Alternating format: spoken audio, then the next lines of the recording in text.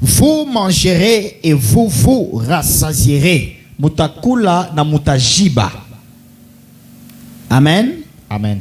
Et vous célébrerez le nom de l'Éternel, votre Dieu, Na mutashangilia jina la Bwana Mungu wenu, qui aura fait pour vous des prodiges. mwenye atamitendea maishara. Et mon peuple ne sera plus jamais dans la confusion. Na taifa langu haitakuyaka kamwe mumuvuruko. Et vous saurez que je suis au milieu d'Israël, Na mtajua kwamba ni ukati ya Israeli, que je suis l'Éternel, votre Dieu, ya kwamba niko wa milele Mungu qu'il wenu, n'y en a point d'autre. ya kusema kuna bengine.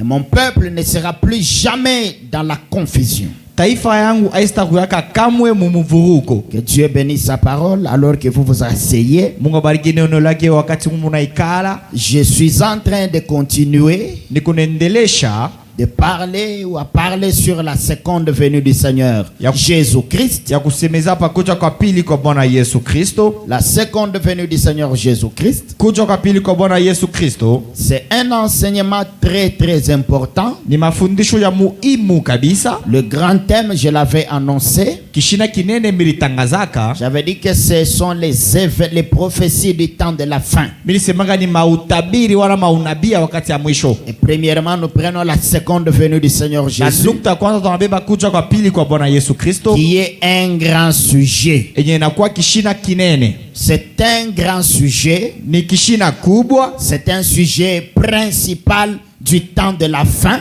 ni kishina kya msingi kya wakati wa mwisho. Parce que le prophète dit Kwa nabii anasema que la venue du Seigneur Jésus ya kwamba kuja kwa Bwana Yesu est la seule chose qui mettra, donc qui donnera de l'espoir à ce monde qui se meurt. njo kintu kimwa kitaleta tumaini kwa hii dunia unakufa. Frère Branham dit, Ndugu Branham anasema le seul espoir pour ce monde, tumaini moya njo ya dunia c'est que Jésus vienne. ni Yesu apate kuja. Et quand Jésus vient, Na Yesu akikuje, amen, amen, lorsque Jésus vient, wakati Yesu atakuja, alors le monde ici, il connaît sa fin. sasa hii dunia inajua mwisho yayo. La seule chose Kitu kimoja qui peut donner de l'espoir à ce monde, kile kinaweza kupeleka tumaini kwa hii dunia, frère Branham dit ndio Bwana anasema que le dernier espoir du monde, ya kwamba tumaini ya mwisho ya ulimwengu c'est la seconde venue du Seigneur Jésus. ni kuja kwa pili kwa Bwana Yesu Kristo. Et parce que c'est le dernier espoir, Na juu ni tumaini ya mwisho, voilà pourquoi le diable toka maana ibilisi est entré dedans anaingia mule ndani et il a embrouillé la seconde venue. na anavurusha ile kuja kwa pili. Je dis ceci Tunasema hivi parce que c'est le dernier espoir. kwani ni ile tumaini ya mwisho. Le diable, Shetani au travers des prédicateurs, kupitia bahubiri il est entré dans l'église, anaingia mkanisa, il a pris la Bible, anapewa Biblia, il a pris les brochures, le message de Branham, anabeba ujumbe ya ndugu Branham et il a embrouillé toute la chose. na anavurusha kitu De kyote. telle sorte qu'aujourd'hui, Mkufikia mna kusema leo il y a des croyants, kuna baaminifu, quand vous lui présentez une citation du prophète sur la seconde venue, ukimonesha andiko mwako ya nabii pakuja kwa pili, dans un angle ou dans un autre, mungambo mwa wala ngambo ingine, il est déboussolé complètement. anakuwa wa kuvuruka kabisa. Il ne sait pas quoi croire. Ashio atamini nini? Vous lui présentez une déclaration du prophète Unamonesha tamko moja ya nabii sur la seconde venue de Jésus. pakuja kwa pili kwa Yesu Kristo. Soit Jésus est déjà venu, Wala Yesu ashakuja, soit Jésus n'est pas encore venu. wala shakuja, Nous attendons sa venue. tunachunga kujia kwake. Le croyant est embrouillé. Mwaminifu anakuwa na mvuruko, Il ne sait pas quoi croire. ashiwe atamini nini. Pourquoi? Njua nini? Parce que la seconde venue de Jésus, Kwani kunywa kwa pili kwa Yesu c'est le dernier espoir de ce monde. ndio tumaini ya mwisho ya hii dunia. Comme le diable sait que c'est le dernier espoir de ce monde, Vile shetani anasema ni tumaini ya mwisho, il est entré dedans. anaingia mule ndani. Est-ce que vous me suivez? Eti mnanyelewa? Il est entré dans ce dernier espoir Anaingia mule tumaini ya mwisho et il a embrouillé le dernier espoir. na anavuruka ile tumaini ya mwisho. De telle sorte que Munamna kusema les enfants de Dieu, batoto wa Mungu à qui Dieu a donné leur dernier espoir, kubale Mungu alikabula tumaini ya mwisho, qui est la seconde venue de Jésus. inakuwa kuja kwa pili kwa Yesu. Dieu leur donne leur dernier espoir. Mungu anapapa ile tumaini ya mwisho. Le diable entre dans le dernier espoir. Shetani anaingia mtumaini ya mwisho ile, Il l'embrouille complètement. anaivurusha kabisa. Et maintenant, vous ne savez plus quoi faire. Amuyo sasa mtafanya nini? Parce que le dernier espoir Kwani tumaini ya mwisho est complètement détruit. inaribishwa, Il est complètement détruit. inapomolewa, Il est complètement détruit. inapomolewa. À tel point qu'on a même dit aux enfants de Dieu Kufika mnukuta mnaonyesha na watoto wa Mungu, que l'enlèvement, c'est quand vous mourrez. asema unyakuliwa ni pale utakufa. Il n'y a pas un Jésus qui viendra et puis vous allez monter comme des oiseaux. Parce que c'est le terme que les gens m'ont utilisé. Hakuna Yesu atakuyaka kisha mtapanda saba ndege njole bandu wanasemaka. Mais on t'a déjà enseigné comme ça. Wewe banesha kupanisha mafundisho ya vile. Que l'enlèvement, c'est quand tu vas mourir. Ya kwamba unyakuliwa ni wakati utakufa. C'est ça être enlevé. Njoo kunyakuliwa kwako. Qu'il n'y a plus d'autre enlèvement. Sasa hakuna tena unyakuliwa ingine. Tu vas maintenant avoir que l'urgence. Sasa wewe utakuwa na kujikaza kani. Tu n'auras aucune urgence. Au utakuwa na kurikaza hata kumoya. Voilà pourquoi vous avez des gens, Njoo kama muna watu, écoutez, mshikie, qui vivent très mal. mbona unaishi mubaya? Parce que le prédicateur l'a poussé dans ça. Njoo mhubiri na msukuma mkuishi En mbaya. ayant mal interprété l'écriture. Anatafsiri mbaya andiko. Et les gens sont dans une confusion totale. Bantu wanakuwa mvuruko ya hoteli. L'objectif de cet enseignement que je vous donne, Kifuguzio kia mafundisho mina mipa c'est que vous enleviez la confusion. ni mutosheni mvuruko. Et qui peut dire amen? Na wasema amina. Que vous enleviez la confusion. Upate kutosha mvuruko. Et que vous ayez une compréhension claire de la parole de Dieu. Mkuwe na usikilivu ya wazi ya neno la Que vous Mungu. n'ayez aucune confusion Usikuwe na mvuruko hata mmoja ya mkito. sur la seconde venue du Seigneur Jésus-Christ. Pakuja kwa pili kwa Bwana Yesu Kristo. De telle sorte que Mkusema quand on t'amène une déclaration de Frère Branham sur la seconde venue, bakikulete tamko moja frère Branham pakuja kwa pili, dans un angle comme dans un autre, mukipande kingine wala kingine, vous comprenez où placer ça unaelewa utaitia wapi. et vous comprenez ce que le prophète veut dire. Na unashikia kile nabii anapenda kusema. Là, tu n'es pas embrouillé. Pale una mvuruko. Qui peut dire amen? Nasema amina. C'est ça l'objectif. Njoo kifuzio. Frère Branham dit dans la prédication, le seul lieu d'adoration que Dieu a donné,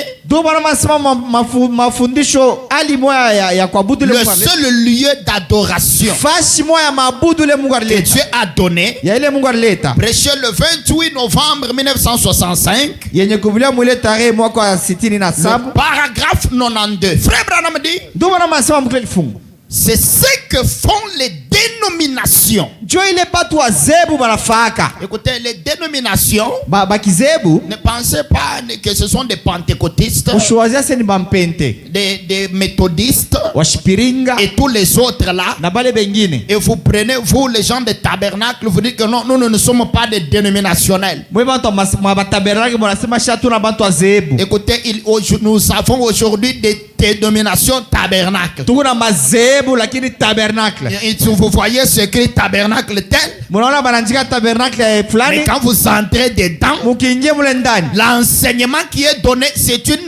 un enseignement dénominationnel. Mafundisho le benaleta ni ya kizebu. Frère Branham dit, Frère Branham anasema une personne peut devenir une dénomination. muntu anawezi kuwa zebu. Donc tu es déjà toi-même une dénomination, Wewe mwenyewe kuzebu. en train d'aller au tabernacle Unaenda kumaskani sans le savoir. bila kuifahamu. Frère Branham dit, Frère Branham anasema Dieu n'est pas l'auteur de la dénomination. Mungu ashina mwanzishi wa zebu. Parce que la dénomination, Kwani zebu c'est Babylone. ni Babiloni. Et Dieu n'est pas l'auteur de la confusion. Na Mungu ashina mwanzishi ya mvuruko. Parce que Babylone veut dire confusion. Kwani Babiloni manake ni mvuruko. Et Dieu n'est pas l'auteur de la confusion. Mungu ashina mwanzishi ya mvuruko. Maintenant, comme il y a la confusion aujourd'hui, Sasa vile mvuruko leo ça vient d'où? inatoka wapi? Comme ça ne vient pas de Dieu, Vile haitoke kwa Mungu. parce que Dieu n'est pas l'auteur de la confusion, Kadi Mungu anayenjwa anaanza ile ça mambo. vient de Satan. Inatoka ni kwa shetani. Ça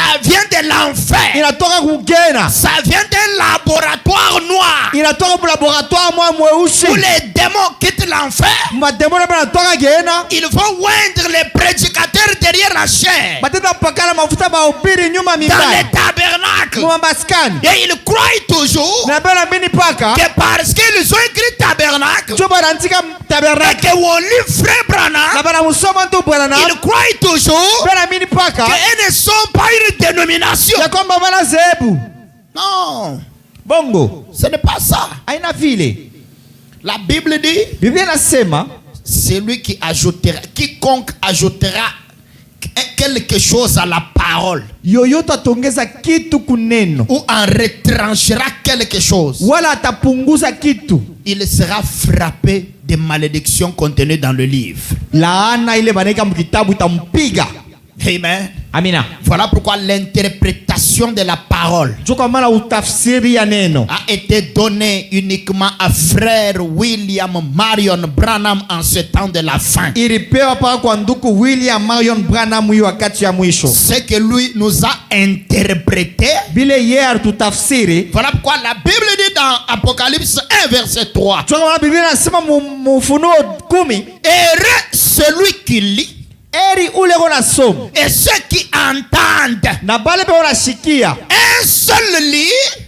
Un seul lit. kusoma tu kumoja. Un seul est en train de lire. Moya njoo unasoma. C'est frère Branham. Ni ndugu Branham. Mais nous tous, Shebote. nous écoutons ce que lui a déjà lu. Tuko nasikia bile ule moya alisoma. Dieu l'a amené dans la nuée de gloire. Mungu anampeleka muwingo ya utukufu. Et il est descendu de la nuée Na anashuka muwingo. et a reçu la révélation Anapokea ufunuo de tous les mystères de Dieu. ya masiri yote ya Mungu. Et à part frère Branham, Kutosha kwa frère Branham. il n'y a aucun prédicateur Hakuna mhubiri hata moja. qui recevra une excellente révélation Kula tapataka ufunuo ya vile. en dehors de frère Branham. Inje ya frère Branham. Tous les restes doivent s'allier derrière lui. Pale pote banapakia banapashi kwenda nyuma yake. Un prédicateur qui vient Mhubiri anakuya. et il vous dit que non, je connais plus que frère Branham. Anamwambia sema mimi na yuko kumpita Branham. Nous allons nous respecter,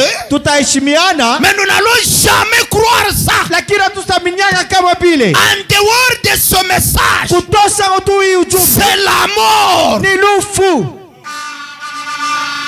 En dehors du message du temps de la fin. Inje ya ujumbe wa wakati ya mwisho. Écoutez, Mushikie. vous vous rappelez de ma prédication il y a quelques jours? Mnakumbuka mahubiri yangu ya masiku moja Je nafanya hivi. vous ai dit acceptez tout, Mimi nimeambia mwitike biote. mais n'oubliez jamais de croire le message. Mushisabwe kama utaamini ujumbe. Même si vous vous retrouvez dans quelles conditions, Hata unajikutanisha muwali dans gani. n'importe quelle situation, Mu mambo yoyote. même si on t'amène en prison, Hata wanapeleka mu kifungu. n'oublie pas de confesser que seul le message d'aujourd'hui prêché par Branham est la seule vérité. Ushisabwe kukira sepaka ujumbe ya leo yenye kurudia na Branham jo ukweli moya. Même si tu es en songe, en plein sommeil, Hata pale unalota mbushingishi. ne l'oubliez jamais. Ushisabu hata mbushingishi. Est-ce que vous le croyez comme ça? Eti munaamini vile. Voilà pourquoi Njo kwa maana nous avons montré tunaonesha que Jésus-Christ, ya kwamba Yesu Kristo travaillant dans l'église, mwenye kutumika mkanisa chez les gens des nations, batu wa mataifa il prend 3 titres de fils. eko nabea macheo tatu ya mwana.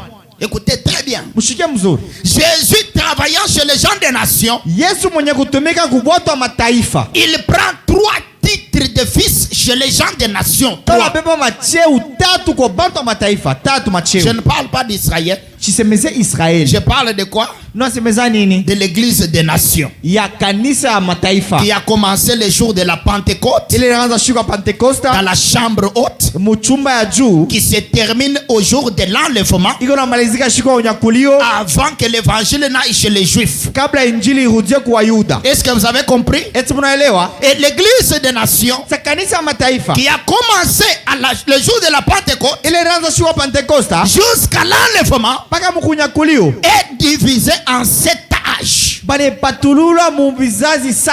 est divisé dans 7 âges de l'église. Barikatula bizazi saba kanisa. Et durant les 7 âges de l'église, Na kadila bizazi saba kanisa. Jésus travaille là-dedans. Yesu anatumika mle ndani. Durant les 7 âges, Kadila bile bizazi. comme fils de Dieu. Kama mwana wa Mungu. C'est le premier titre qu'il prend. Ndio cheo ya kwanza unachukua. Il est le fils de Dieu. Eko mwana wa Mungu. Le premier titre de Jésus, Cheo ya kwanza Yesu. au sein de l'église, Mubizazi ya kanisa. il est le fils de Dieu. Eko mwana wa Mungu. Il est le Saint-Esprit. Eko Roho Mtakatifu. Le Saint-Esprit, Roho Mtakatifu. Frère Branham nous a dit, c'est le fils de Dieu Frère Branham anatuonyesha ni mwana wa Mungu. qui entre dans les cœurs. Ile ni nyamu moyo. Et en tant que tel, Na kama vile il a été lié par les fleuves dénominationnels. bali mfuwa kupitia mankamba ki ya exem. Les fleuves.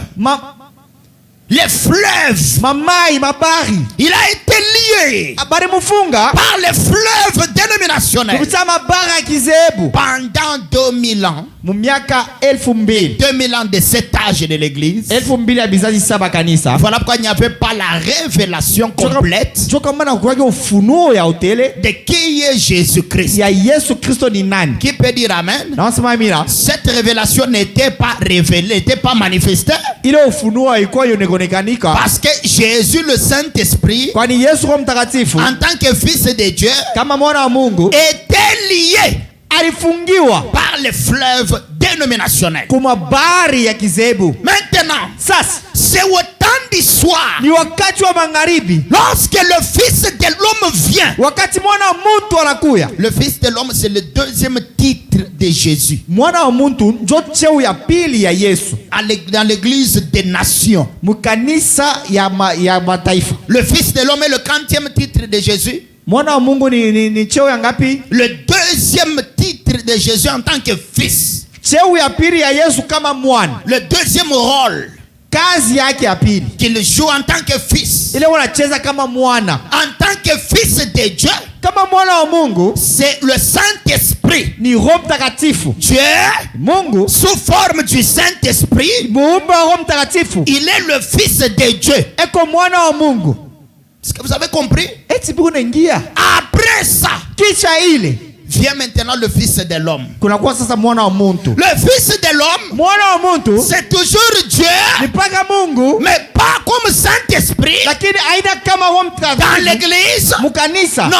Hapana. Mais le fils de l'homme, Lakini mwana wa muntu c'est ni Dieu Mungu comme ministère. kama vile kazi Le ministère de Jésus utumishi ya Yesu que Jésus a exercé en Israël ya Yesu la tena Muisraeli dans sa première venue. mkucha yake wa kwanza. Ce même ministère-là. Ila utumishi moya moya. Qui peut dire amen à la parole? Nasema mimi maneno. Écoutez, quand Jésus est allé mourir à la croix, Wakati Yesu anaenda kufa msalaba, ce n'était pas le ministère. haikuwa utumishi. Ça, c'était le sacrifice suprême. Ilikuwa ni toleo ya juu. C'était le but ultime pour lequel il était venu la première fois. Ndio ilikuwa kifukuzio kimoja kile alikuwa ile mara ya kwanza. C'était pour mourir à la croix Ilikuwa njoo kufa msalaba et verser son sang. na kumwanga damu. Est-ce que vous dites amen? Tunasema Mais mina. avant de mourir à la croix, Kabla ya kufa msalaba, il a eu un ministère. alipata utumishi. Et ce ministère-là Na ile utumishi devait revenir au temps de la fin. ilipasi kurudia wakati wa mwisho. Le même ministère.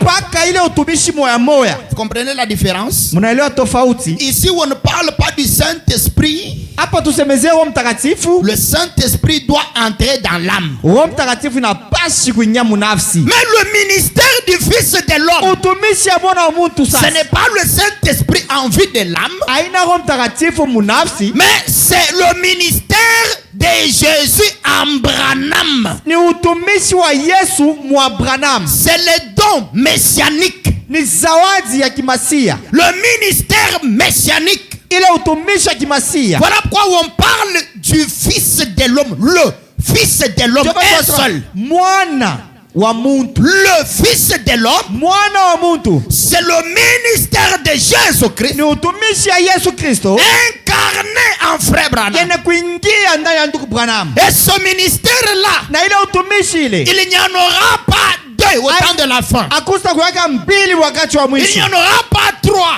akusta kwa tatu. Il est seulement en frère Branham et c'est fini. Iko paka ndani ya ndugu Branham na kuna malizika Vous pale. t'amène à ça. Amina kuile. Voilà pourquoi, Njoka maana. quand Dieu entre en frère Branham, Wakati Mungu aninyama frère Branham, il commence à travailler dedans anaanza kutumika mule ndani. le ministère du Fils de l'homme. Kazi ya mwana wa muntu. Jésus en Branham, Yesu mwa Branham. dans le ministère messianique Mule kazi ya kimasia. du temps de la fin. Ya wakati wa mwisho. Jésus en Branham, Yesu mwa Branham. il délie le Saint-Esprit qui était lié tout au long de ces 2000 ans. Eko na fungula Roho Mtakatifu le barifunga kazili ya miaka 2000. Est-ce que vous avez compris? Eti munaelewa? Parce que le Fils de l'homme, Kwani mwana wa mtu c'est le deuxième titre de Jésus njo cheo ya pili ya Yesu au sein de l'église des nations. kazili ya bizazi ya kanisa ya wataifa. Est-ce que vous avez compris? Munaelewa? Dans l'église des nations, Mukanisa mataifa qui a commencé le jour de la Pentecôte, ile anza shuka Pentecosta. qui monte, qui se termine à l'enlèvement, Ile napanda na balizika kunyakulio. Jésus a eu 3 titres de fils. Yesu alipata macheo ngapi?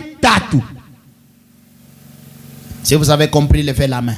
Kama munaelewa mulamshe mkono vya kweli. Très bien. Nzuri. Le troisième titre de Jésus, Cheo ya 3 ya Yesu toujours dans l'église des nations, paka mkanisa ya mataifa.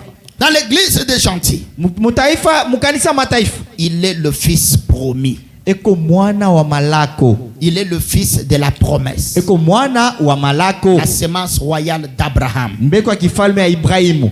Amen. Amina. C'est le troisième et le dernier titre de Jésus chez les nations. Njo cheo ya 3 na ya mwisho ya Yesu kama Chez mwana. les gens des nations, Kubato wa mataifa. il est le fils promis. Eko mwana wa malako. Quand le fils promis vient, Wakati mwana wa malako anakuja, il ne piétine pas cette terre. asiwezi ukanyanga hii udongo. Il reste dans les airs. Anawakia muewa. Dites amen à la parole. Amina. Et il produit l'enlèvement. Na iko na tosha unyakulio. On reprend.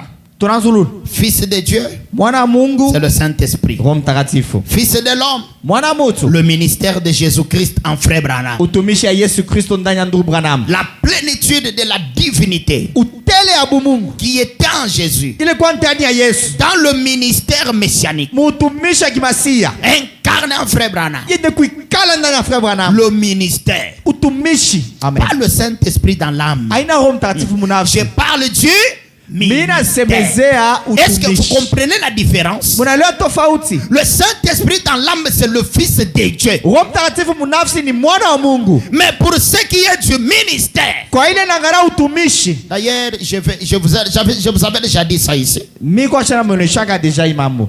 Le ministère, le don. Le ministère, c'est un don. Utumishi ni zawadi. Amen. Amina. Le ministère, c'est quoi? Utumishi nini? C'est un don. Zawadi.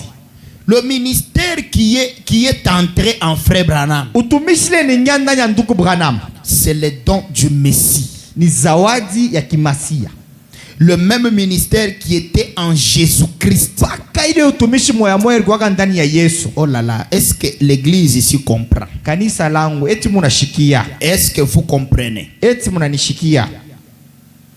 Le ministère Utumishi qui était en Jésus-Christ ile ilikuwa ndani ya Yesu Kristo. devait revenir au temps de la fin Ilipasi kurudia wakati wa mwisho. pour entrer dans une seule personne. Jua kunyanda ya mtu moya. Pas dans 2, Aina batu bawili. pas dans 3, Aina batu watatu. dans une seule personne. Mtu huyu moya.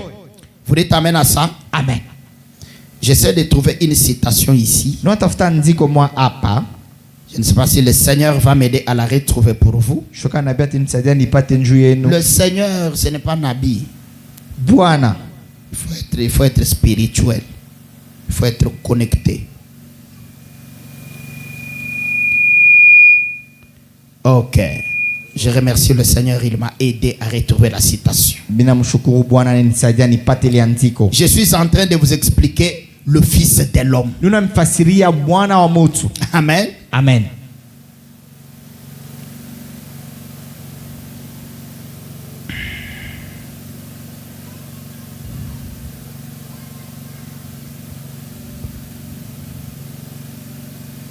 Ok. Je suis dans la prédication obéi à la voix de l'ange. niko mahubiri kutii kwa sauti ya malaika, Obéi à la voix de l'ange. tii kwa sauti ya malaika. Prêché le 13 juillet 1950. Yenekubiria mwile tarehe mwaka 50. Le ministère du Fils de l'homme, Utumishi ya mwana mutu c'est le même qui était en Jésus. ni moya moya ile ilikuwa ndani ya Yesu. L'esprit qui a travaillé en Jésus, Roho moya moya ile ilitumika mwa Yesu, qu'on a appelé le ministère messianique, ile barita utumishi ya kimasia, et qui est venu travailler en Frère Branham. na ile ilikuwa utumika ndani ya Frère Branham. Toute la totalité là, Utele yote ule qui était en Jésus, ilikuwa ndani ya Yesu, était en Frère Branham. ilikuwa mwa Frère Branham. Mais c'était quoi? Ilikuwa nini? C'était le ministère. C'était quoi? Ilikuwa Ce n'était pas le Saint-Esprit comme fils de Dieu. haikuwa Roho Mtakatifu kama mwana wa Mungu. Non. Hapana. Le Saint-Esprit comme fils de Dieu, Roho Mtakatifu kama mwana wa Mungu c'est autre chose. ni mambo ingine. Je sais Mina yu que Frère Branham, ndo Branham il appelle ce ministère-là que c'est le Saint-Esprit. eko naita ile utumisha kwamba ni Roho Mtakatifu. Il l'appelle aussi que c'est le don de Dieu. Eko naita pia sema ni zawadi ya Mungu. Il l'appelle aussi que c'est Christ. Naita pia sema ni Kristo. Il l'appelle aussi que c'est l'ange de l'alliance. Naita tena kwamba ni malaika wa agano. Il l'appelle aussi que c'est l'ange du Seigneur. Naita tena sema ni malaika wa Bwana. Est-ce que vous comprenez? Eti munaelewa? Il l'appelle de différentes manières. Mwita manamna kwa chana. Mais en bref, Sasa mkifupi, c'est le même ange ni malaika moya moya qui est entré en Jésus. munaingia ndani ya Yesu. C'est le même ange Malaika moya moya qui est entré en Frère Branham, aringia mwa Frère Branham. qu'on appelle la colonne de feu. Ule banaita guzo la moto. C'est le ministère. Ni utumishi, C'est un don. ni gift, C'est le don messianique. ni zawadi ya kimasia. Est-ce que vous comprenez? Eti munaelewa? Oh là là, j'aimerais que vous compreniez. Mimi napenda mweleo. Parce que c'est un don. Kwa nini zawadi? Bien que Frère Branham l'appelle Christ, Vile ndio Branham anaita ase ni Kristo. bien qu'il l'appelle Christ, Hata vile anaita sema ni Kristo. on ne peut pas adorer ce ministère-là. Hatuwezi kuabudu ile utumishi. C'est l'ange du Seigneur. Ni malaika wa Bwana. C'est la colonne de feu. Ni nguzo la moto. C'est la nuée de gloire. Ni wingu wa utukufu. Qui peut dire Amen? Nasema amina. Frère Branham dit, Frère Branham anasema d'obéir à la voix de l'ange, ya kutii kwa sauti ya malaika. prêché le 13 juillet 1950. Inakubulia mwile tarehe. Paragraphe 10. Kifunga hiki ya 10. C'est quoi le ministère messianique? Utumisha kimasia maana yake nini? Eh bien, Mzuri. beaucoup de gens ont dit, Babengi batu walisema du fait que je rends témoignage de ces dons. munamna akisema mimi nashuhudia ya hii zawadi. Frère Branham avait combien de dons? Ndio Branham alikuwa na mazawadi ngapi? Un seul. Zawadi moja. C'était le don messianique. Ilikuwa ni zawadi ya kimasia. Le même don qui était en Jésus. Zawadi moja moja ilikuwa ndani ya Yesu. Dites Amen. Amen. Personne d'autre ne l'aura à part Frère Branham. Hakuna mtu mwingine atapataka kushindia ndugu Branham. Frère Branham dit, Ndio nasema beaucoup de gens ont dit du fait que je rends témoignage de ces dons. bantu mingi basema vile ni unashuhudia hii zawadi. Maintenant, souvenez-vous, Sasa kumbukeni, je ne suis pas le don. shina zawadi. Mambo inaanza. Je ne suis pas le don. Mi shina zawadi. Celui que vous allez voir en action ici ce soir, Ule mutaona mutendo leo magharibi. qui est ici visiblement, Ule ko hapa mwenye konekana. invisiblement maintenant, Ule shonekane sasa. c'est lui le don. Ule yenjo zawadi. Et puis regardez donc là comment c'est écrit, c'est avec grand D. Ile zawadi banaandika na D ya mkubwa. Pour montrer que c'est le grand don de la Bible. Jua kuonyesha kwamba ni zawadi kubwa ya Biblia. C'est le grand sacerdoce. Jua inakuwa ile mkoani kubwa. C'est la grande sacrificature. Inakuwa mkoani wa kubwa juu. Qui est la dernière sacrificature. Inakuwa mkoani wa mwisho. C'est le grand don Melchisedec. Jua zawadi kubwa ya Melchisedek. Qui peut dire amen à la parole? Unasema mimi na kuneno. Frère Branham dit, Ndio wanasema c'est celui que Dieu a envoyé? Ni ile zawadi Mungu alituma. Et je vous pose la question. Mina miswali sasa. Dieu l'a envoyé quand? Mungu alituma sagani? Il l'a envoyé le 6 avril Alituma 6 avril 1909. 1909. Quand Branham est né, Wakati Branham anazalikwa, le don est venu. zawadi kakuja. Parce que ce don-là, c'est un esprit. Kwani zawadi ile maana ni roho. C'est quel esprit? Ni roho gani? Ce n'est pas le Saint-Esprit, Jésus, fils de Dieu. Aina Roho Mtakatifu Yesu mwana wa Mungu. Fils de Dieu, Mwana wa Mungu. c'est le Saint-Esprit qui scelle l'âme, Ni Roho Mtakatifu ile inachapa nafsi. qui est descendu le jour de la Pentecôte Ile shuka Pentecosta. dans la chambre haute. Mu chumba ya juu. Ce Saint-Esprit-là, Ile Roho Mtakatifu il ile était toujours là. ilikuwa kako saa yote. Frère Branham dit, Frère Branham anasema depuis que le Saint-Esprit est descendu à la Pentecôte, tangia Roho Mtakatifu shuka Pentecosta. il n'a jamais quitté la terre. Hayatokaka dunia. Et il quittera la terre Itatokaka dunia uniquement avant l'enlèvement mpaka mbele ya pour kunyakuliwa. aller ramener le corps physique de Jésus. Kwa kwenda kurudisha mwili ya kupapasa Yesu. Mais Sasa le don qui est venu, c'est quoi? zawadi ile ilikuwa ni nini? Qui est venu le jour de la Ile Pentecôte. ilikuwa shuka Non, Pentecosta. le jour où Branham est né, Siku Branham alikufa. ce don-là, c'est quoi? Ile zawadi ni nini? C'est le ministère messianique Ni utumishi wa kimasia. qui était en Jésus. Ile kwa mwa Yesu. Quand Jésus est mort, Wakati Yesu alikufa, il est monté au ciel. alipanda kumpingu. Il a ramené le Saint-Esprit Alirudisha Roho Mtakatifu. qui a pour sceller les âmes. Jua kuchapa manafsi. Mais en dehors du Saint-Esprit, Kutosa kwa Roho Mtakatifu. il y avait un autre don Kulikuwa zawadi ingine. qui était le don messianique. Ile kwa zawadi ya kimasia. Il est resté en l'air Ilibakia mpepo. en train d'attendre que Branham naisse. Ilikuwa nachunga Branham Et azalikwe. quand Branham est né, Wakati Branham anazalikwa, alors le corps était prêt. mwili ile ilikuwa tayari Parce sasa. qu'un esprit sans corps Kwani roho bila mwili n'est pas fort. haina nguvu. Amen. Le seul corps qui pouvait contenir le ministère messianique, Mwili moja ile iliwezi kuwa na ile utumishi kimasia. c'est le corps de frère Branham. Ni mwili ya frère Branham. Tant que le corps là n'était pas né, Paka wakati yote ile mwili alikuzalikwe. est-ce que vous comprenez? Eti munaelewa? Tant que ce corps là n'était pas encore né, Wakati ile mwili kama ikuzalikwe mbele. tout ce temps que ce corps là n'était pas né, Ile wakati yote ile mwili alikuzalikwe, le ministère là attendait. utumishi ile ilikuwa naongezea, ilikuwa na chunga. Amen. Amen. Il était entré en Branham Ilingia mwa Branham à sa naissance. mkuzaliwa kwake.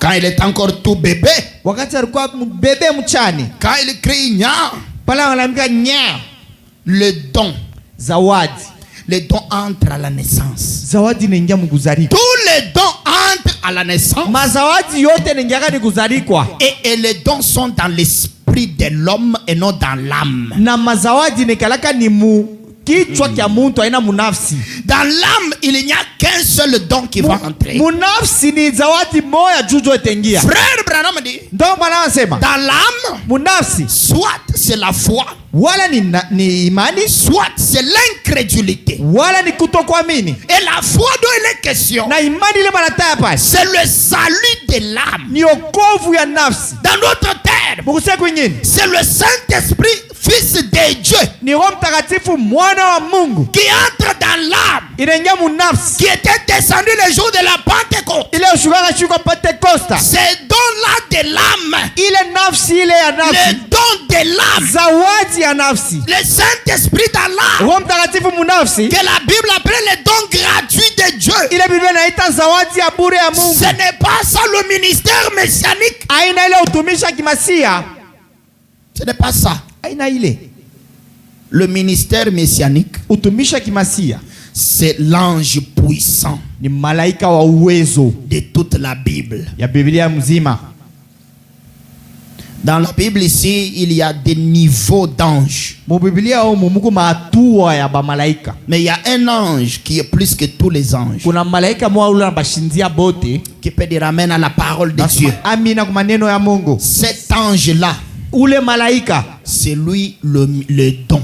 njo mwenyewe zawadi. Voilà quoi frère Branham dit. Ndio wanasema C'est celui que Dieu a envoyé. ni ile zawadi Mungu alituma. Moi, Mie je ne parle que lorsqu'il parle au travers de moi. ni unasemaga pale yeye anasema kupitia mimi. Je ne peux rien dire à moins qu'il me parle d'abord. Siwezi kusema kitu kabla yeye kunisemeza mbele. Mais il a promis Alilaka que je serai capable de faire cela kama tawana uwezo wa kufanya hayo pour la foi des gens, jua imani ya watu, pour les amener à croire jua kuwapeleka bamini qu'il m'a envoyé prier pour les malades. kwamba alinitumia njombe magonjwa, Non pas pour guérir les malades, haina njoo kuwaponya mais prier pour les malades. lakini kuwaombea. Branham ne guérit personne. Branham ashitunze muntu, Branham ne sauve personne. Branham ashokoe muntu. La mission que Dieu lui a donnée,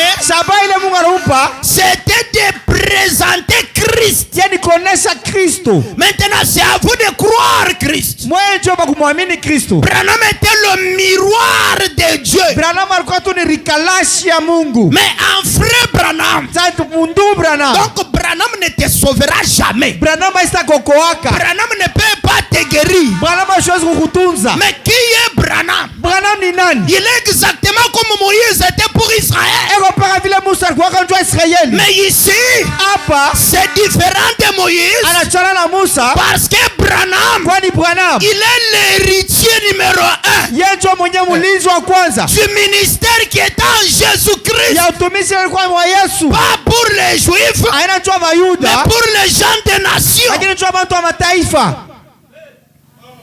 Tu vois frère Branham, Unamwona frère Branham, tu vois la télévision de Dieu. unaona television ya Mungu. Tu vois frère Branham, Unamwona frère Branham, tu vois l'enveloppe de Dieu. unaona kile kinamfunika Mungu. Quel Dieu?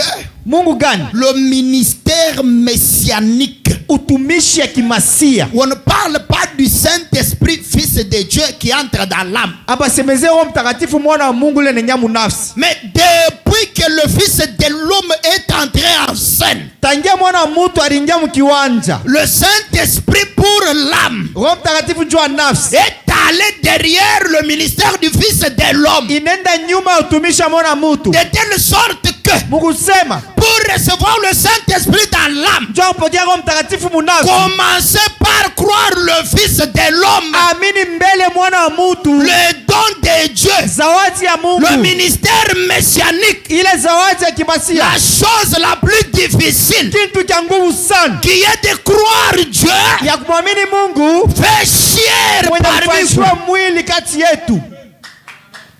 Croire ça Kuamini ile vous donne accès Dieu anampatia ruhusa au Saint-Esprit pour l'âme. kwa Roho Mtakatifu njoo nafsi.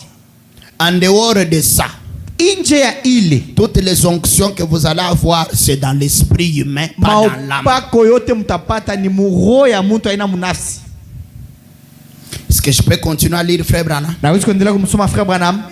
Frère Branham dit, Frère Branham anasema, écoutez, ushikie, il m'a envoyé pour prier pour les malades. alinituma njoo niombe magonjwa. Et la prière de la foi sauvera les malades. Na maombi ya imani itaokoa magonjwa. Maintenant, Sasa c'est lui qui est le don. ni yeye njoo zawadi. Je vais le dire comme ceci. Mimi nataka kusema hivi. C'est lui qui est le don. Ni ule ko juu njoo zawadi. Qui comprend? Ula naelewa ni nani? Mais sans le corps de Frère Branham, Kutosha kwa mwili ya Frère Branham, le don là ne va pas travailler. ile zawadi haitatumika. Est-ce que vous croyez ça? Munaiamini? Et sans le don ici, Bila ile zawadi nayo, Frère Branham ne va pas travailler. ndio Branham hasiwezi kutumika. Voilà pourquoi le Fils de l'homme, Njoo kama na mwana wa mtu, ce n'est pas Branham seul. aina Branham pekee. Ce n'est pas Dieu seul. Aina Mungu peke yake. Quand je dis Dieu seul, ça veut dire le ministère qui est en Jésus-Christ. Nikisema Mungu peke yake, aina ni utumishi ile ilikuwa mwa Yesu. L'ange puissant là. Malaika wa uwezo ule. L'ange puissant d'Apocalypse 10. Ule malaika wa uwezo wa Ufunuo 10. C'est ça cet ange puissant là. Njoo ule malaika wa uwezo Que ule. la Bible appelle aussi Michael. Ule Biblia inaita pia Mikaeli. Il t'amène à la parole. Amina. Cet ange là, Ule malaika plus Branham, kuchanga na Branham. C'est ce qui donne le ministère du Fils de l'homme. Dieu naleta utumishi ya mwana wa muntu. C'est ce qui donne le ministère qui était en Jésus-Christ. Dieu naleta utumishi ile ilikuwa mwa Yesu Kristo. Ce ministère-là s'est manifesté pour la première fois dans la Bible, dans Genèse 18. Utumishi ile unaonekana njoo mara kwanza mbiblia mu Mwanzo 18. Genèse 18. Mwanzo 18. Ce ministère-là Ile utumishi est allé chez Abraham. ilienda kwa Ibrahimu. Je ne sais pas si on va y arriver. Shika tuafikia yako. Voilà, me dit. Quelqu'un m'a dit il n'y a pas longtemps, il a dit, Mtu anaonyesha wakati mmoja hivi anasema, Frère Branham, les anges étaient des esprits au service de Dieu dans l'Ancien Testament. Bamalaika balikuwa ni maroho kazi ya Mungu mwagano la kale. Mais depuis que le Saint-Esprit est venu, tangia Roho Mtakatifu ilikuya, nous n'avons plus d'anges au service de Dieu. Hatuna tena na bamalaika kukazi ya Mungu. Frère Branham dit, Frère Branham anasema, maintenant, cher ami, sasa banduku mapenzi, ceci n'est pas le culte des anges. Hii haina mkusanyiko wa bamalaika. Le culte Ibada. Comprenez-le. Mushikie.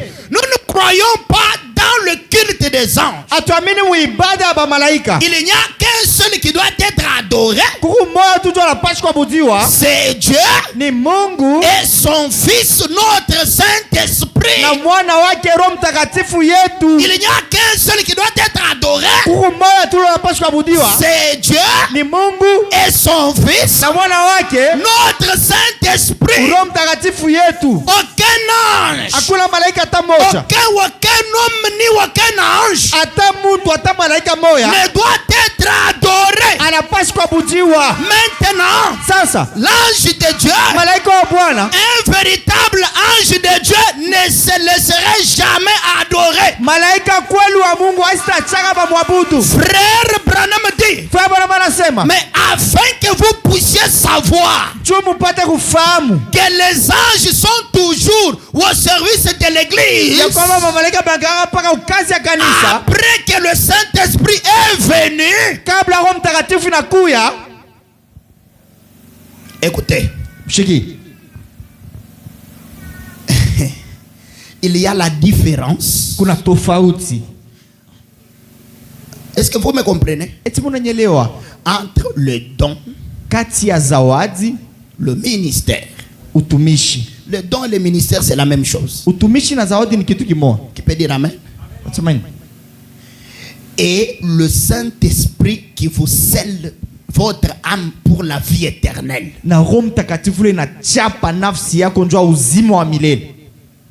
C'est aussi différent de l'onction du Saint-Esprit. L'onction du Saint-Esprit, tout le monde peut le recevoir. Peut la recevoir. Le don du Saint-Esprit, les dons. Amen. Amen. Les dons qui entrent dans l'esprit humain pour travailler. Un office spirituel. Tout le monde peut avoir ça. Ça dépend de Dieu. Les dons et les appels sont sans repentance. Il a appelé les uns comme, les autres comme, ainsi de suite. Ces dons-là s'appellent aussi la grâce. Amen. Amen. C'est le don de prêcher, le don de prophétiser, le don de miracles. Ça n'a rien à voir avec le salut de l'âme. Aucun rapport. Maintenant, pour les dons messianiques, les dons messianiques, écoutez, Frère Branham, il n'est pas le don. Dites amen à la parole. Amina. Dites amen très fort. Amina. Mais écoutez mes frères, pour les dons messianiques en Frère Branham, c'est vrai que les dons là, ce n'est pas ça le Saint-Esprit qui donne la vie éternelle. Mais il y a un lien direct entre ces dons-là messianiques et le salut de l'âme. Les dons messianiques aujourd'hui nous conduisent au salut de l'âme. Je parle du véritable salut.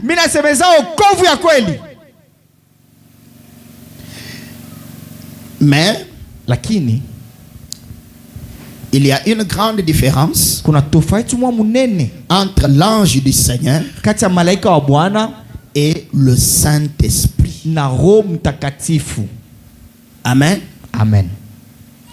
L'ange du Seigneur peut venir ici, Malaika wa Bwana anawezi kuja dans cette église, comme il a toujours été là. mukanisa muvila na kuyaka mara yote. Amen. Amina. Il va faire des sensations. Atafanya mauchemuko. Il peut oindre les gens et les dons se manifester. Anaweza kupakala bantu na zawadi inaonekana. Mais le Saint-Esprit pour l'âme, Sasa Roho Mtakatifu njua nafsi. son adresse c'est uniquement dans la parole. Fashi yake ya kukala ni paka muneno. Mais l'ange, on peut les trouver partout. Malaika tunaweza mkuta Oh fashi là là. yote. Vous allez chez les apôtres, les anges sont là-bas. Munenda kwa apostolo ba malaika beo pale. Vous allez chez les pentecôtistes, les anges sont là-bas. Munenda kwa mpente munakuta ba malaika. Ils ont les dons de l'esprit. Beko na mazawadi ya kiroho. Toujours de Dieu. Paka ya kutoka kwa Mungu. Mais le véritable salut de l'âme n'est que dans la parole révélée pour aujourd'hui par le ministère messianique. Okovu ya biakwari ya nafsi iko kati ya neno la kufunua kupitia zawadi ya kimasia. Qu'on ne trouve que chez Frère Branham. Ile tunakuta paka kwa Frère Branham. Voilà pourquoi vous allez même chez les kimbangistes, vous verrez des miracles aussi là-bas. Joka mwana monenda na kubanki mbangu monona kwa mamijiza kule. Amen. Amina. Vous verrez des miracles là-bas. Mutona mamijiza. Vous verrez des miracles partout. Mutona mamijiza fashi yote. De telle sorte que la Bible a même prophétisé Munamna kusema Biblia ili tafsiri na kutafsiri. que au temps de la fin, Wakati wa mwisho il y aura des faux prophètes qui feront des miracles. kutoka banabii bia bongo wale batafanya mijiza. Ils feront des miracles. Batafanya mijiza. Amen. Amina. Au point de séduire, s'il était possible, même les élus. Munukta kutongoza kama iliwezekana hata wateule. Mais ne vont pas séduire les élus. Wateule hawawezi kuwatongoza. Qui peut dire amen à la parole? Nasoma mimi na kuneno. Voilà pourquoi Frère Branham dit ici, eh bien, tout le monde croit que le grand Pierre, Saint Pierre l'apôtre, avait le Saint-Esprit. Est-ce que vous croyez? L'apôtre Pierre avait le Saint-Esprit. Frère Branham dit, il avait les clés du royaume. Et il avait le Saint-Esprit, n'est-ce pas? Et lorsqu'il s'est trouvé en prison un soir, et là chez Jean-Marc, et les autres qui se tenaient une réunion de prière, le Saint-Esprit était dans l'âme de Pierre. Mais il ne l'a pas délivré de la prison. Frère Branham dit, c'était l'ange de l'Éternel qui entra, le toucha et le conduisit. Ce n'était pas le Saint-Esprit, c'était l'ange de l'Éternel qui entra. Il y a une grande différence entre l'ange de l'Éternel et le Saint-Esprit. Le Saint-Esprit, c'est le Fils de Dieu pour l'âme. Mais l'ange de l'Éternel, c'est le ministère. Il y en a beaucoup. Beaucoup de ministères. Les anges, selon leur degré. Mais l'ange de l'Éternel, qui est entré en Branham, c'est le chef de tous les anges. Voilà pourquoi la Bible l'appelle le capitaine de l'armée de l'Éternel. C'est comme ça que Frère Branham, quelqu'un lui a dit, croyez-vous qu'un Irlandais peut être sauvé? Parce que Frère Branham, il est d'origine irlandaise. Alors Frère Branham répond à l'homme là, oui, je connais un Irlandais au ciel, c'est Michael. Est-ce que vous comprenez ça?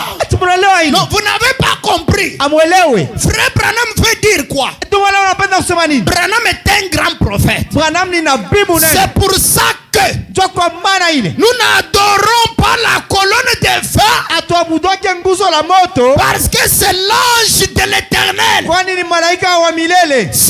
est là pour la bataille. Et pour la révélation. Mais pour le salut de l'âme, le Saint-Esprit, il sort de la parole révélée. Que vous croyez là, c'est ça qui vous sauve.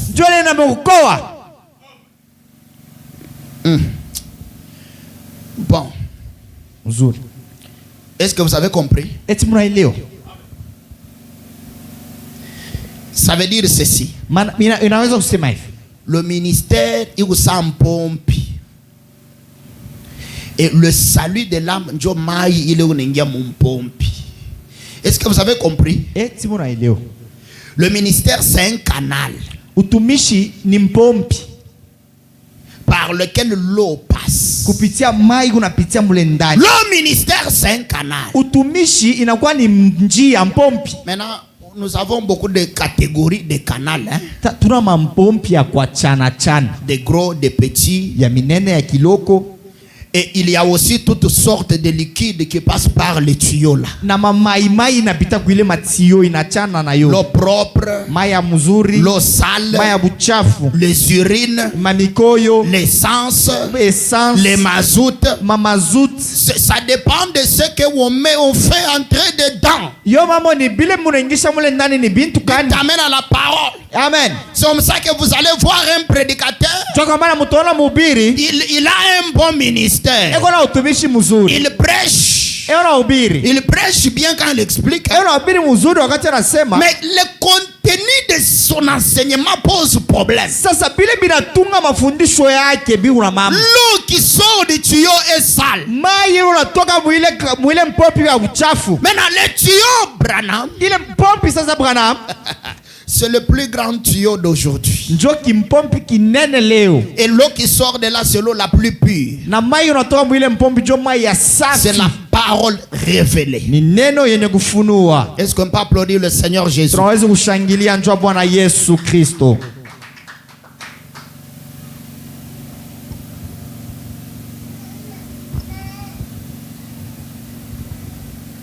Le ministère du Fils de l'homme,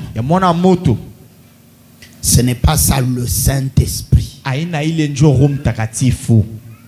Mais c'est le ministère qui était en Jésus homme, qui est venu en Branham homme. Le même ministère, du même catégorie, de même calibre. Et à part Branham, personne d'autre ne l'aura. Quand on parle de la plénitude de la divinité en frère Branham, nous parlons du même ministère qui est en Jésus là. Ni plus ni moins. Et en dehors de frère Branham, nous autres, nous sommes les petits tuyaux. Oh là là. Nous avons Jésus, le Fils de Dieu. C'est le Saint-Esprit qui entre dans l'âme. Qui peut dire amen? Et il a déménagé depuis que le ministère du Fils de l'homme a commencé le travail. Jésus, Fils de Dieu, est où? Il est seulement là où il y a le Fils de l'homme. Amen. Je vous avais déjà enseigné ça. Que Branham est allé prendre le Saint-Esprit chez les Pentecôtistes. À Mishawaka. C'est le jour où Jésus, Fils de Dieu, pour le salut de l'âme, a déménagé de Mishawaka à Jeffersonville. Amen. C'est ce jour-là qu'il a déménagé. De telle sorte que tu veux recevoir le Saint-Esprit dans l'âme, reçois d'abord le Fils de l'homme. Amen. Dans d'autres termes, tu veux aller au ciel, crois d'abord Branham. Et vous me regardez comme ça, pourquoi? Il y a quoi? C'est profond. C'est comme ça que ça y est. Amen. Croire Branham, c'est croire que le même ministère qui était en Jésus-Christ était en frère Branham. Qui peut dire amen? Amen. Croyez ça même en songe. Ça veut dire, même si on prenait tous les ministères de tous les apôtres, on les mettait ensemble, ça ne peut pas égaler le ministère des frères Branham. Parce que le ministère des frères Branham, c'est le même ministère qui est en Jésus.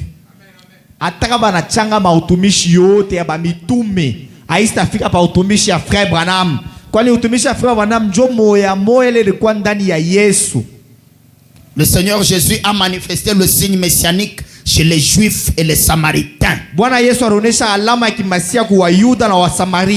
Le même Seigneur Jésus, dans un corps différent, chez les gens des nations maintenant, qui sont les enfants de Cam. Il vient manifester le même signe messianique chez les gens des nations dans le corps de Branham. Pour faire quoi? Pour nous préparer à recevoir le Fils promis qui viendra dans les airs, la venue secrète pour l'enlèvement. Mon peuple ne sera plus dans la confusion. Je prie que Dieu nous donne suffisamment de temps. Vous, Église, et moi, votre pasteur, que nous soyons tout le temps ici pour écouter ça.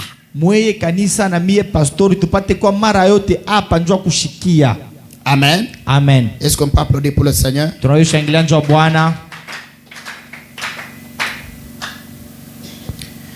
Voilà pourquoi.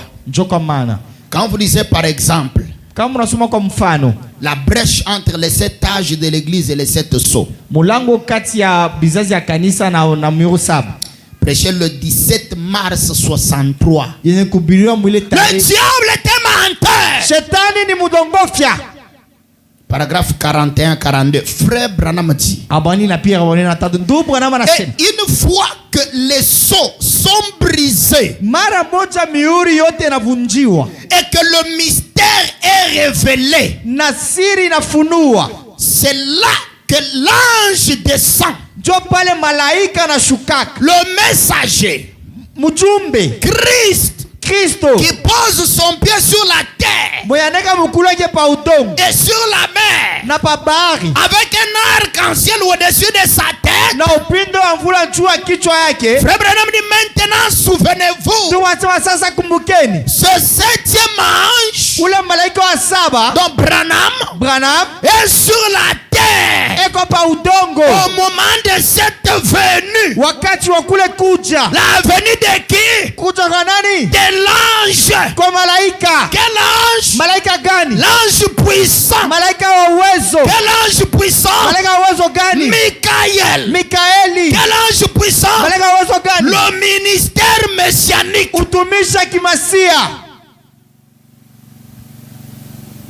Quand ça descend, Branham est sur la terre au moment de cette venue. Que tout le monde dise venue. Maintenant, ce qui a embrouillé les gens, c'est le mot venu. Mais il ne regarde pas qui vient. Frère Branham dit c'est Christ. L'ange puissant. Celui qui vous enlèvera, c'est aussi Christ. Pas l'ange puissant, mais le Fils promis, le même corps né de Marie. Jésus glorifié. Yesu mwenye kuwa na utukufu. Au moment de cette venue ici de l'ange puissant, wakati wa kuja kwa malaika wa uwezo, le fils de l'homme, mwana wa mtu, Branham est sur la terre, Branham est hapa dunia, et c'est le mariage. Na ni ndoa. Il reçoit l'ange puissant. C'est ce qui s'est passé dans Apocalypse 10. C'est ça. C'est ce qui s'est passé. Frère Branham a été transporté ici. J'ai cette photo en grand format et elle est en ville là. Nous allons la prendre.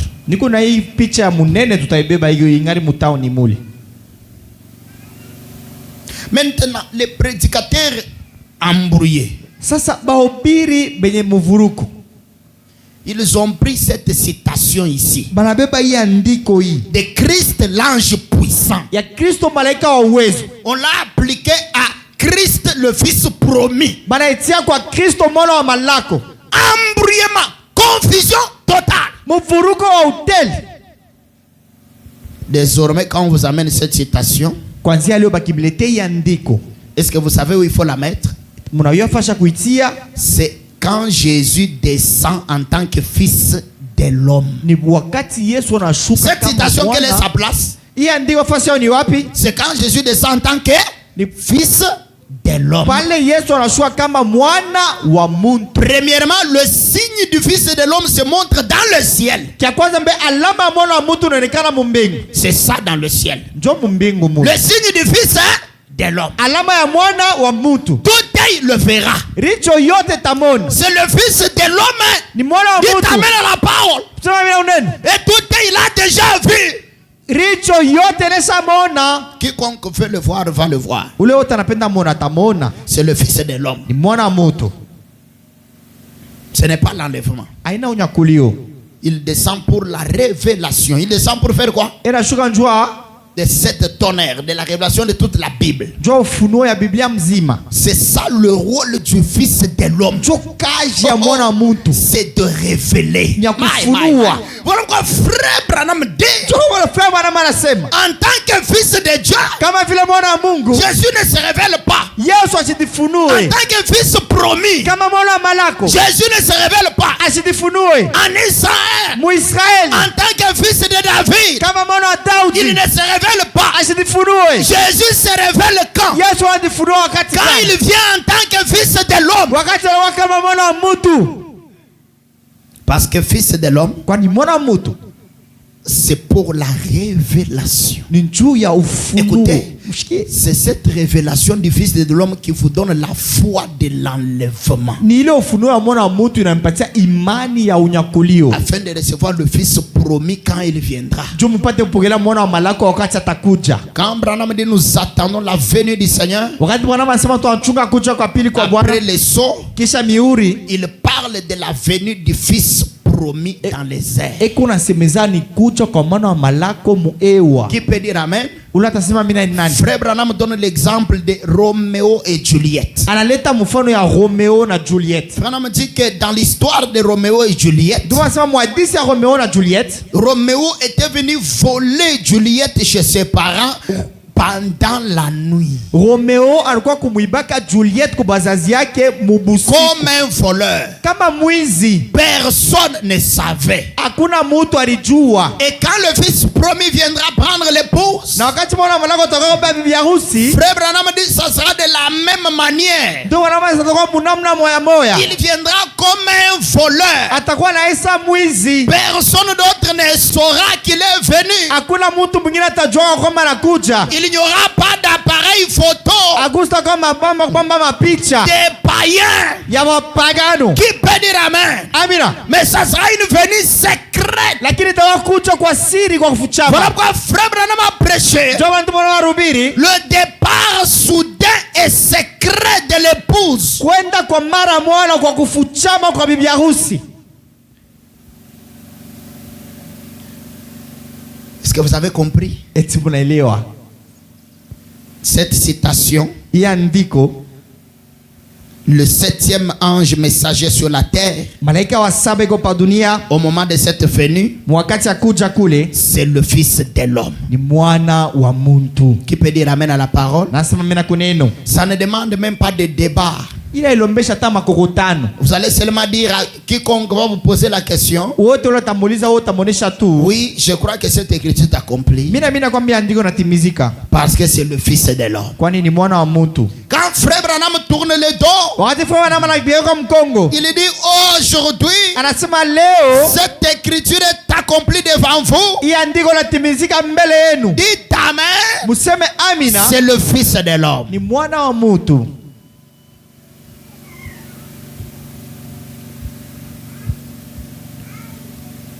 Voyez-vous? Dans la prédication, Dieu change-t-il sa pensée au sujet de sa parole? Prêché le 27 avril 1965. Paragraphe 82. Ici, confusion totale. On va enlever ça. Qui peut dire amen? Amen. Frère Branham dit: eh bien, Jésus est venu sous 3 noms. Fils de l'homme, ce qui veut dire un prophète. Fils de Dieu, celui qui a parcouru les âges de l'église. Puis fils de David. Mais entre le Fils de Dieu et le Fils de David, selon sa propre parole et selon Malachie 4 et beaucoup d'autres passages de l'écriture, il doit retourner dans son église sous une forme physique parmi les gens, dans des êtres humains, pour être un prophète. Voyez? Est-ce que vous voyez? Et pour être un prophète, c'est qui? C'est le Fils de Dieu, c'est le Fils de l'homme ou c'est le Fils promis? Je n'ai pas compris. C'est le Fils de l'homme. Les prédicateurs embrouillés, ils ont pris cette citation. On a collé ça au Fils promis.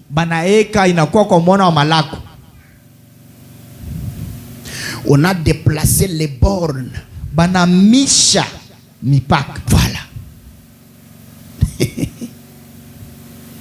Et comme ça, vous voyez dans des réunions de réveil,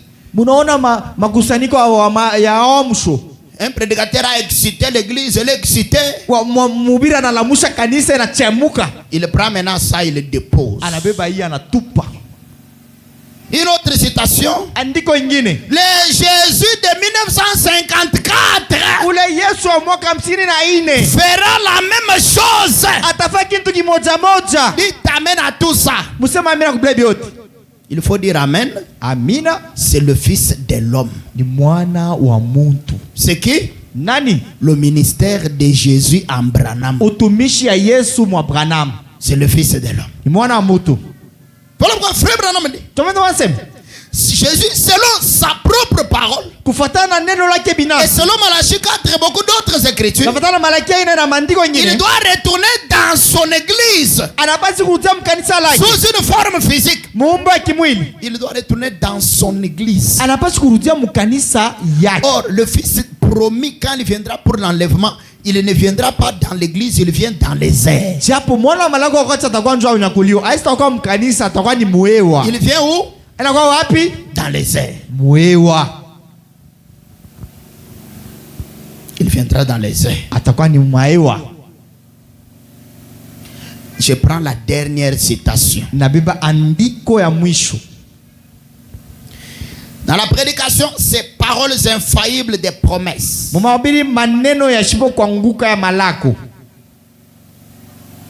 Prêché le 20 janvier 1964. Inakubaliwa mwile tarehe mwaka wa 64. Paragraphe 33. Kistara kia 33 à 36. Ba 36.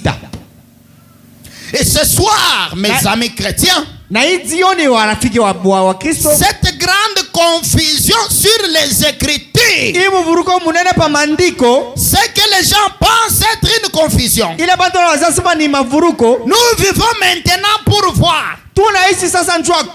Même tout ce qu'il a dit ici s'est accompli. Et la chose suivante concerne sa venue.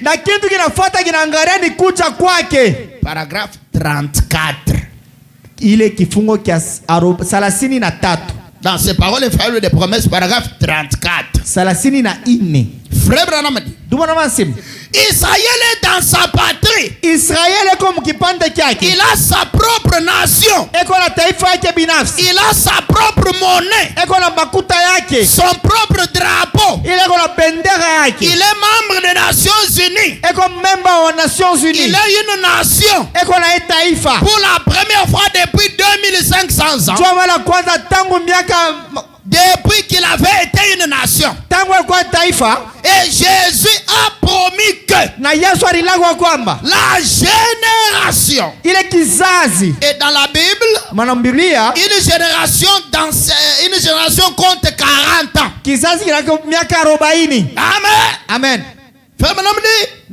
À partir du moment où Israël est devenu une nation, comptez 40 ans. Quelque part dans cet intervalle, il reviendra. Et si c'est la vérité, alors cela apporte la venue. Dites amen à la parole. Cette venue-là, c'est le Fils de l'homme. Cette écriture concerne le Fils de l'homme. Dites amen à la parole. Amina. C'est déjà accompli. Le Fils de l'homme est déjà là. À partir du moment où Israël est devenu une nation en 1948,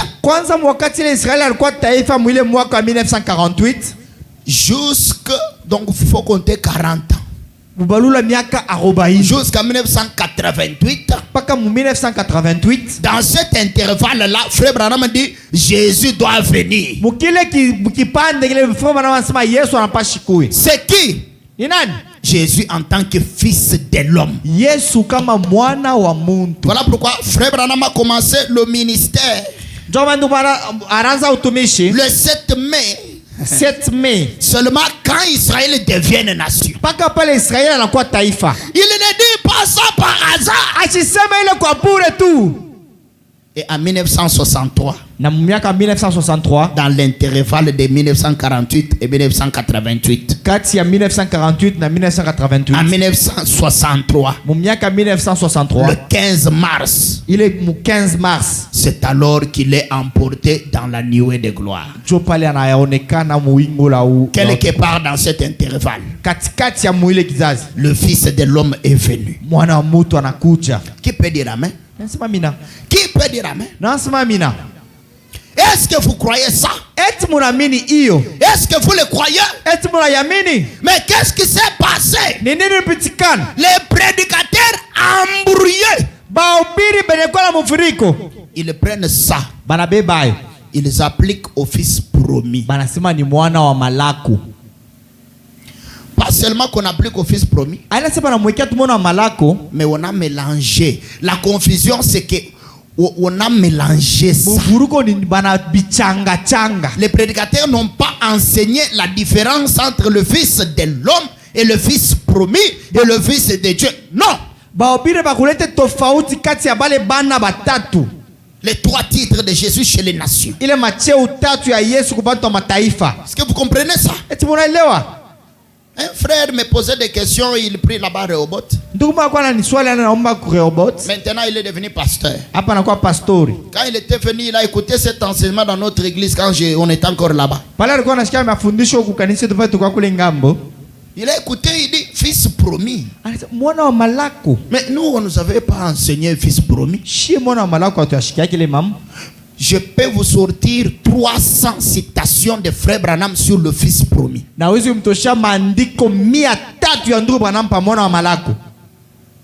Mais pourquoi on n'avait jamais enseigné ça? Parce que les prédicateurs étaient déjà emballés dans une doctrine mal présentée.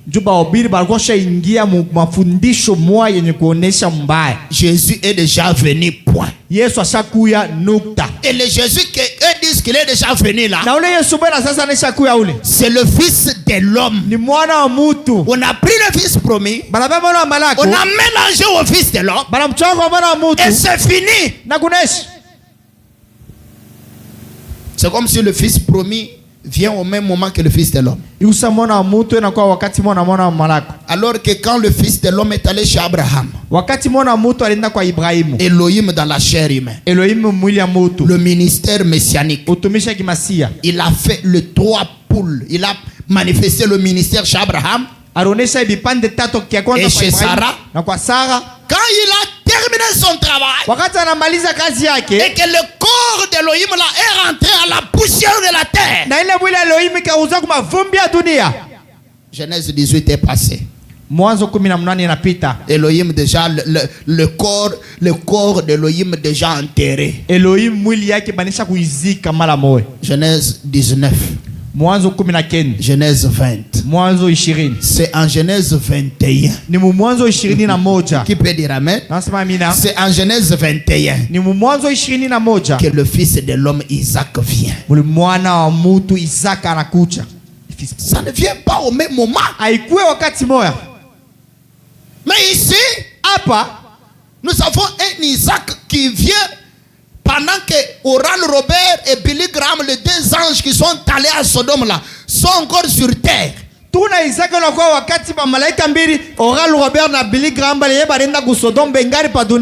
que dans Genèse 18, les 2 anges qui ont accompagné Elohim étaient partis à Sodome, étaient déjà partis. Et ici Elohim reste. Son corps est rentré à la poussière. Il est aussi parti. Là-bas, les anges sont partis. Ici, Elohim est parti. Et il s'est passé beaucoup de temps.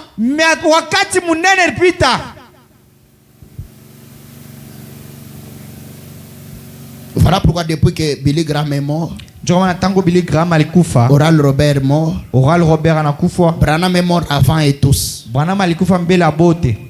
Amen. Amen. Le corps que Elohim a utilisé était déjà mort.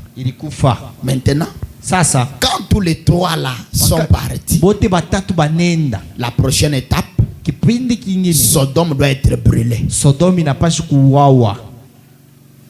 Et l'épouse doit intercéder pour Sodome. Pour Lot. Oh là là. Est-ce que vous comprenez? Il y a des événements qui doivent se passer. La grande tribulation approche.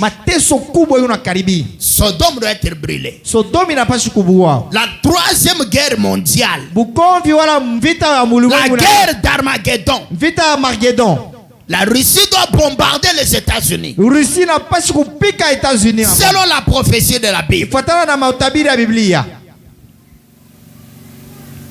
Frère Branham dit, avant qu'une seule bombe russe ne tombe aux États-Unis, l'épouse part dans l'enlèvement.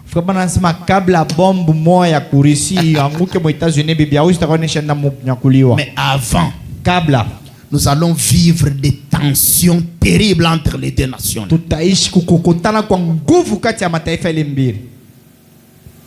On est en train de le voir. L'enlèvement est tout proche.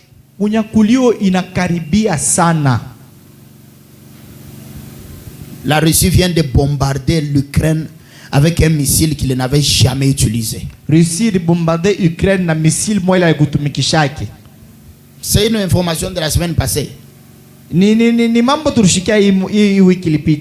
Américains, les Européens se sont rassemblés dans une réunion. Ils ont dit, mais on ne savait pas que la Russie a une telle arme.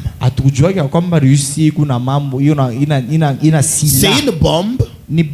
Quand on l'a lancée sur l'Ukraine, un seul missile, ça va à 12 000 km de vitesse. 12 000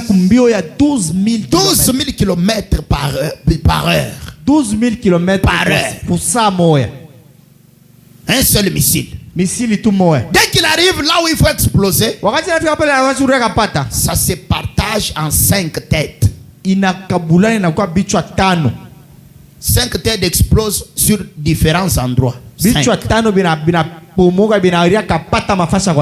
peut porter l'arme nucléaire. Les Occidentaux se sont rassemblés, ils ont dit caca, ils ont une telle arme. Frère Branham dit, la Russie a 5 ans d'avance par rapport aux États-Unis en technologie.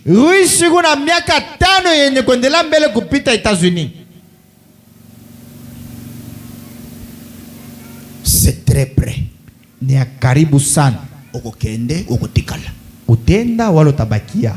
L'enlèvement est très proche. Le Fils de l'homme est prêt. Dans la Nouvelle Jérusalem, Jésus, qui est né de Marie là, Jésus glorifié là, il est déjà prêt à venir enlever son épouse. Roméo est prêt à venir prendre Isaac. Plutôt Juliette. Nous allons nous lever. Israël est déjà devenu une nation. Tous les signes sont là. Il fallait absolument que je vous dise ce que je vous ai dit. Je vais continuer à vous donner des citations mal placées que l'on applique au fils promis,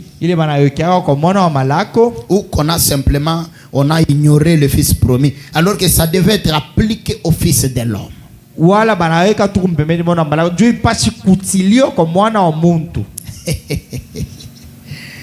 Gloire à Jésus. Je vais être comme Jésus. Nous avons besoin de beaucoup de prières. La prochaine chose qui va arriver, c'est que le conseil œcuménique des églises va fermer les églises qui vont refuser d'adhérer à la marque de la bête. Nous ne savons pas comment ça va se passer, mais nous sommes en train d'observer. Même si beaucoup de prédicateurs ont confondu ça avec la théologie, ça n'a rien à voir. Ça n'a aucun rapport. Mais nous surveillons. Qui peut dire amen? Nous surveillons les mouvements prophétiques. Mais est-ce que tu es prêt? Est-ce que tu es prêt? Est-ce que tu es prêt?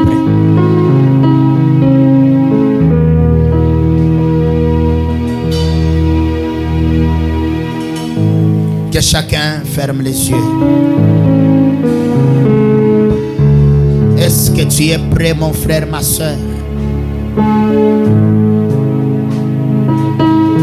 Tu ne pries pas assez. Tu n'as pas la force de la prière. Tu fais des petites prières de 10 minutes. Et de 15 et de 20 minutes. Honte à toi. Nous allons partir et tu vas rester. Et le feu des bombes va te détruire.